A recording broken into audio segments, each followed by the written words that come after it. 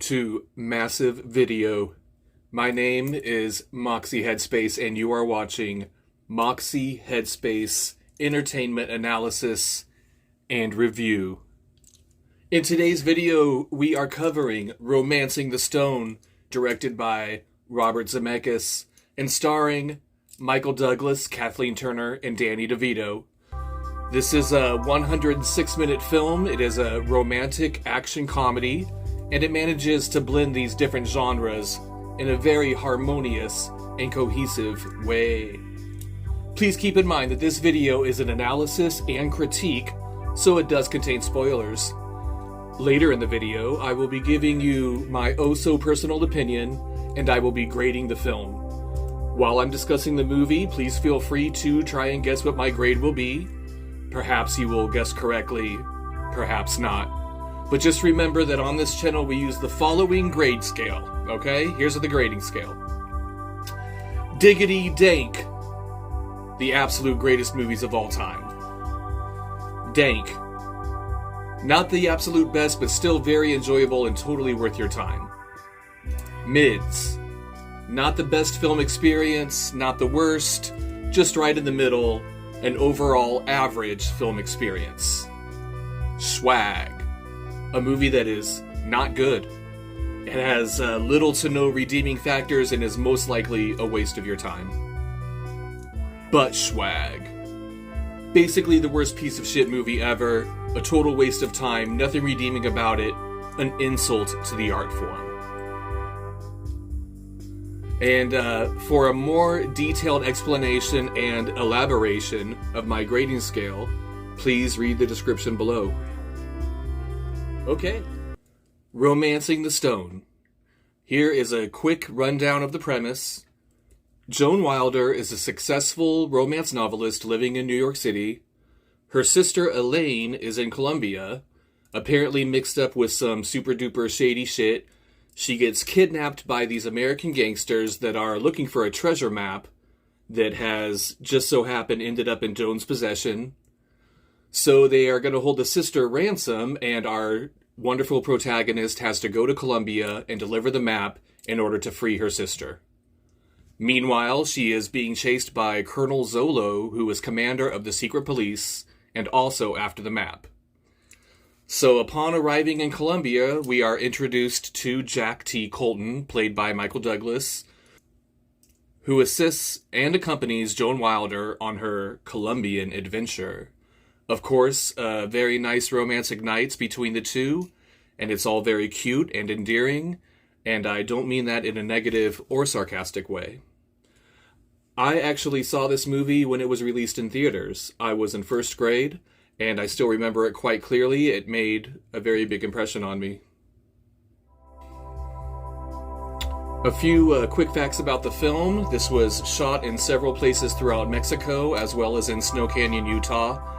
The film had a $10 million budget and grossed over $115 million worldwide, becoming the 6th highest grossing film of 1984, very successful and a surprise hit for 20th Century Fox.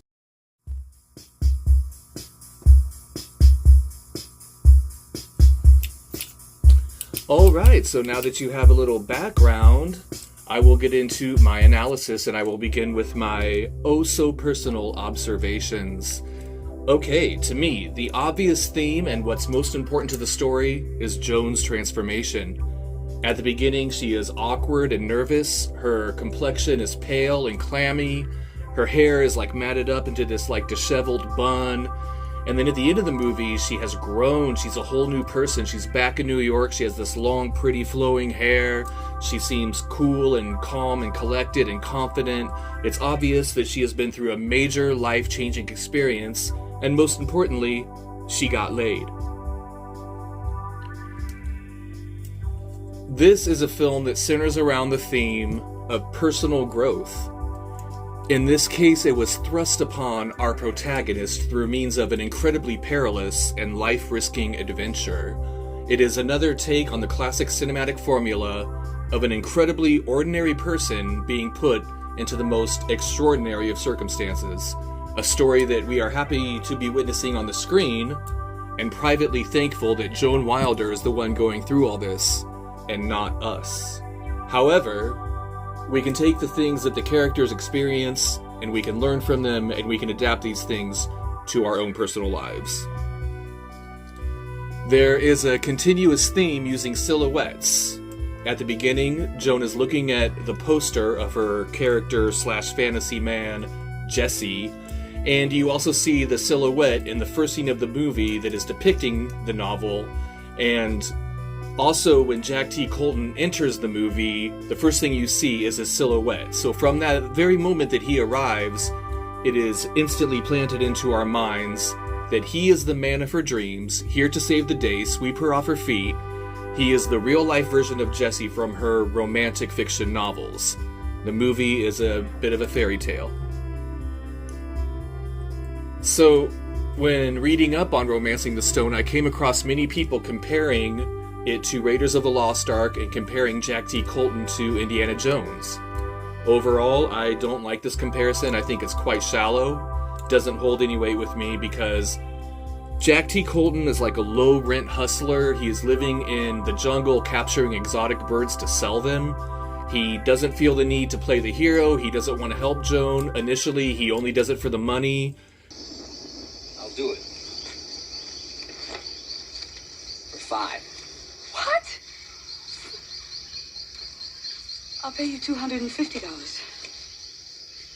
Now, I ain't cheap, but I can't be had. My minimum price for taking a stranded woman to a telephone is $400. Will you take $375 in traveler's checks? American Express? Of course. Got a deal. Good. And conversely, Indiana Jones is a highly regarded professor who goes around getting rare artifacts for people to study and put in museums. Indiana Jones gives this aura that he is doing it for a noble cause, but Jack T. Colton makes you feel like he's a shady dude with a shady past. What the hell is he doing in Colombia anyway? He says that he got there on a coffee boat, but leaves it very vague. We don't get any more backstory on that. Was the coffee boat just some front for like some shady cocaine shit going on? I don't know.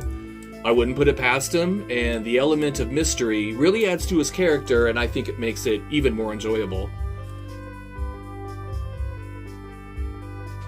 Additionally, I don't think that the comparison to Indiana Jones is relevant because the script for Romancing the Stone actually predates Raiders of the Lost Ark.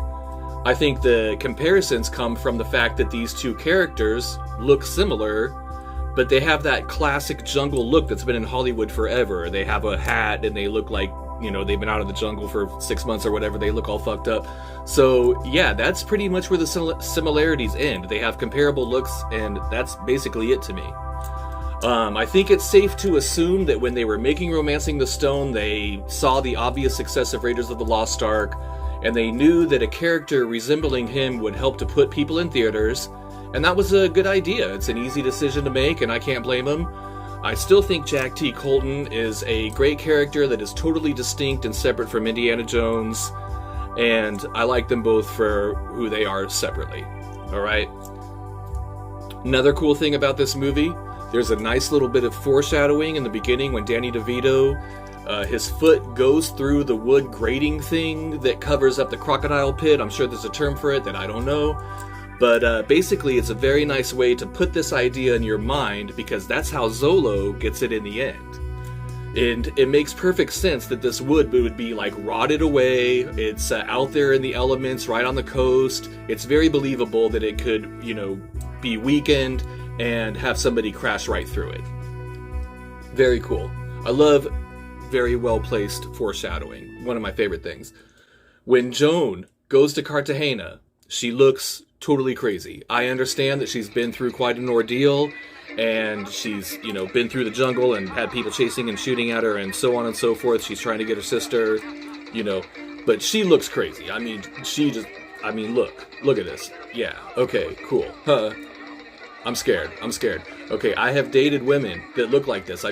Usually it comes down to excessive drug use. Not always, though. There's always some mental illness that takes place in there. But yeah, this is what someone looks like when they've been up for 3 or 4 days. Not getting into all that, but yeah, that's what someone looks like when that's...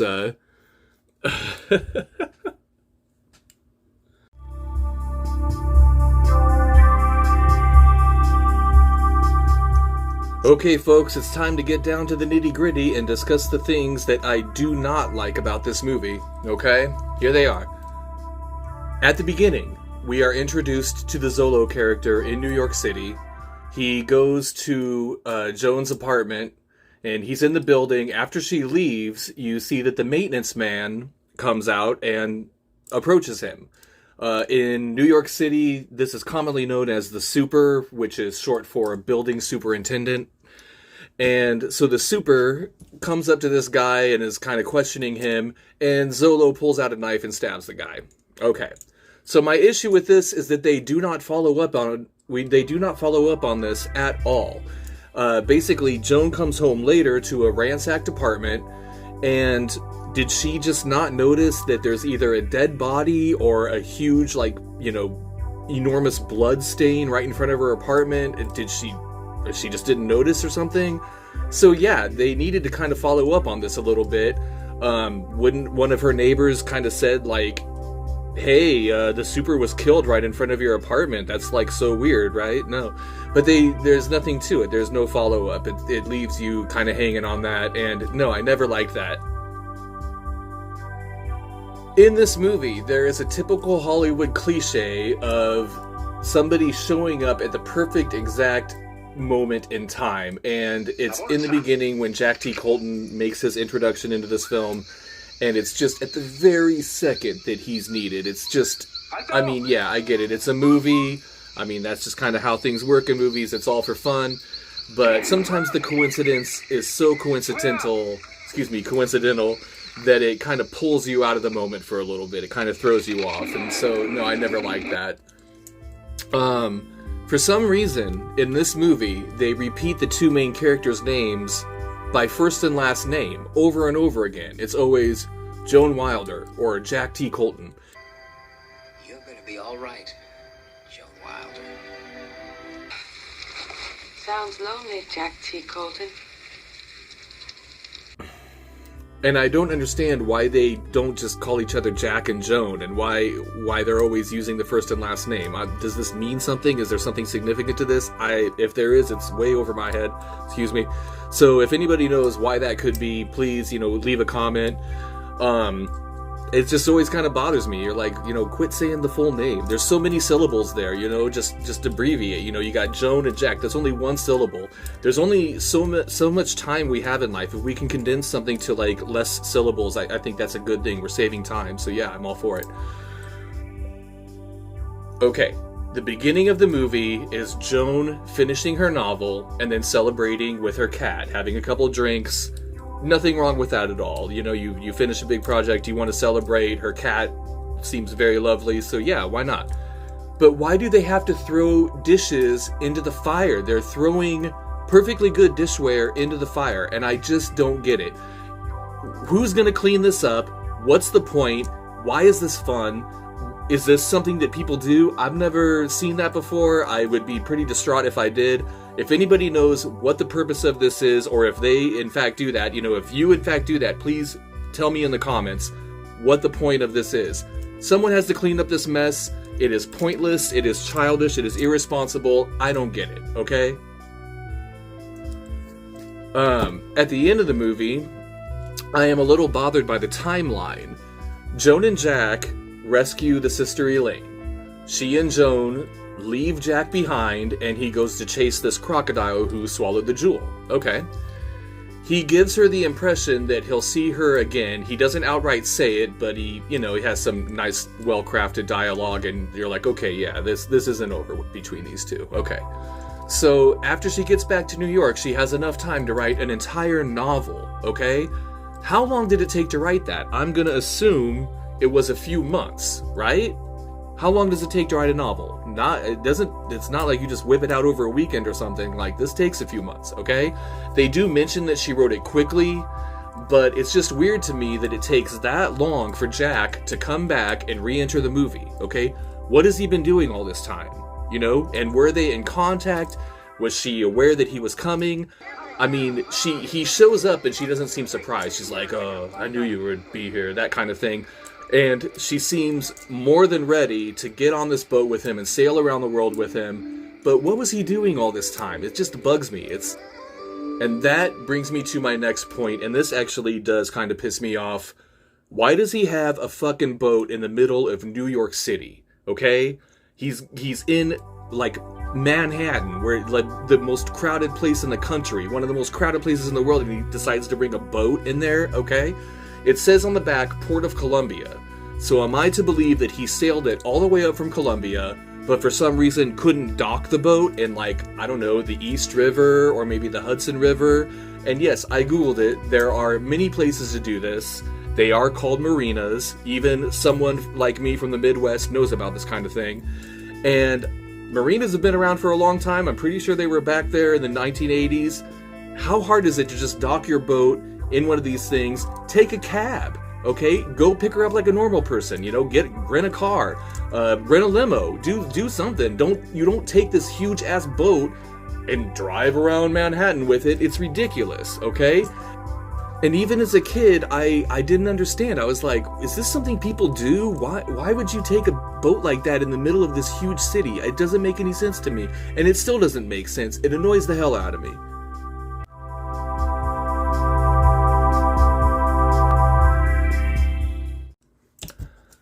Okay, so now let's discuss the things that I like about this movie, okay? Like I previously said, I saw this movie in the theater in 1984 when I was in first grade. I remember loving it. I can still remember what I was thinking with the different scenes and how the story unfolds. And I basically feel the same way then as I do now. I think it's an incredibly exciting movie that totally holds up all these decades later.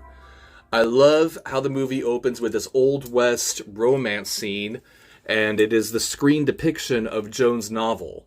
And as a kid, I remember thinking, well, this isn't the movie I was expecting. I wonder if we walked into the wrong theater or something. What is this? But then it all, quickly made sense.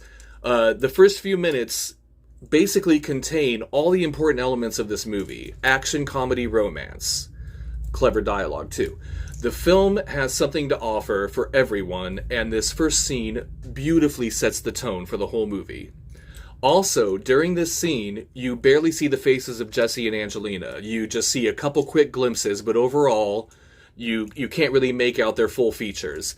And they vaguely resemble Joan and Jack. It's almost as though you could confuse the two couples based on their similar appearance.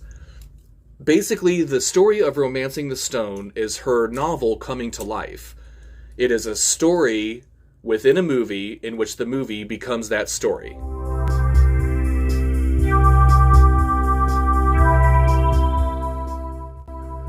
Romancing the Stone has an incredible premise and a story that keeps your interest up until the very end. You encounter some typical Hollywood cliches, but the movie is so fun you find yourself totally giving it a pass and even being eager to go along with it. The dialogue is so engaging, it perfectly moves the story along, and it has wonderful wit and charm. This film is a wonderful example of pacing. Every minute is perfectly marked, always changing at the right instant to keep you connected.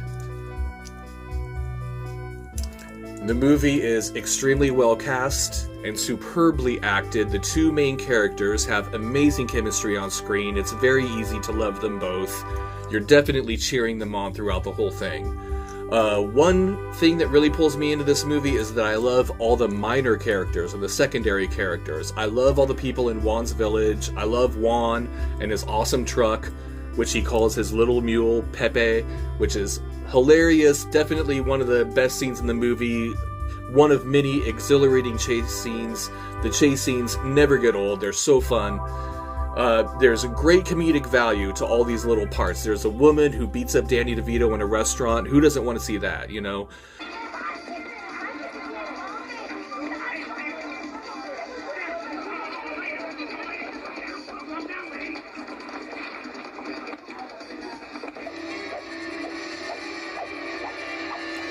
I love the little boy at the beginning who kidnaps Joan's sister. He whips around that thing and throws it at her, knocks her out cold.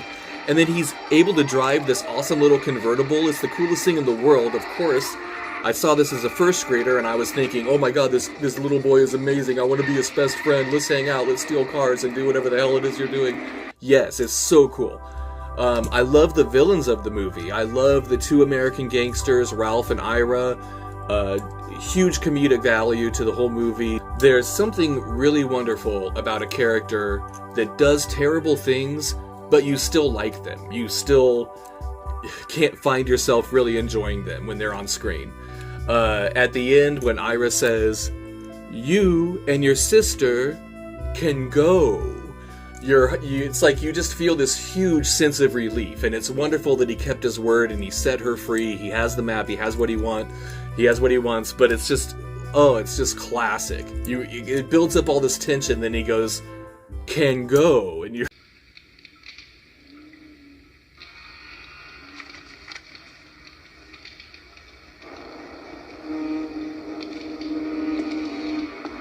Joan Wilder, you and your sister can go.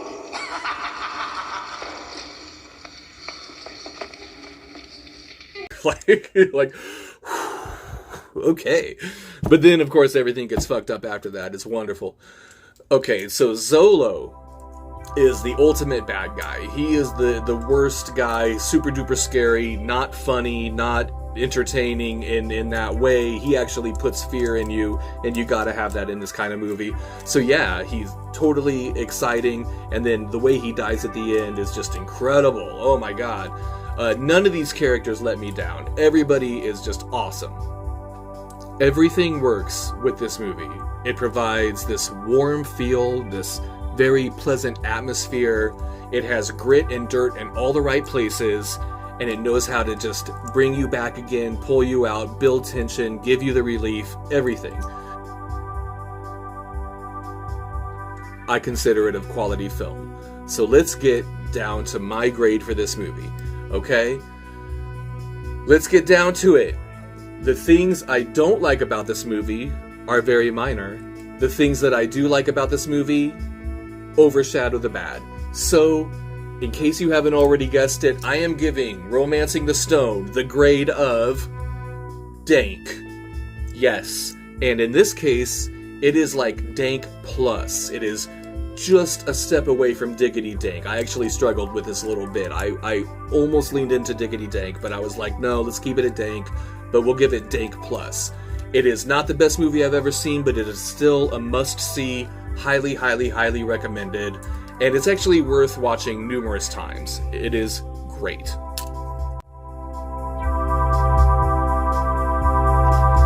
So now I will give what I like to offer in my videos, my own personal special take on what could happen or what should happen next. Just something I like to offer at the end of my analysis.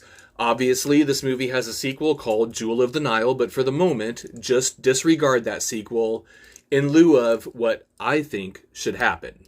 Okay? So Jack and Joan have their sailboat, gonna sail around the world. What better place to go is there than back to Colombia? They already know their way around, and Colombia is known for many fine exports, but there is one export that is very, very, very, very, very, very, very popular. Okay? We call it cocaine. So Jack and Joan go back to Colombia, buy a shitload of cocaine, and of course this is in the early 80s. We know it was extremely popular here in the USA, and some absolute genius along the way figured out that if you mix cocaine with baking soda, you can smoke it, and it packs this really intense buzz. It is something that is commonly known as crack, also known as rock, and often called crack rock. Therefore, the sequel to Romancing the Stone should obviously be called Love Affair with the Rock. Jack and Joan sail around the world smoking crack, and after that the script really just writes itself. So many wonderful adventures to be had with this premise, and that's what they should have done with the next chapter of this wonderful story. So, that wraps up my review of Romancing the Stone. I hope you found this video informative and entertaining. Please like, share, subscribe, and please comment below. Once again, my name is MOXY HEADSPACE, and you have been watching MOXY HEADSPACE Entertainment Analysis and Review.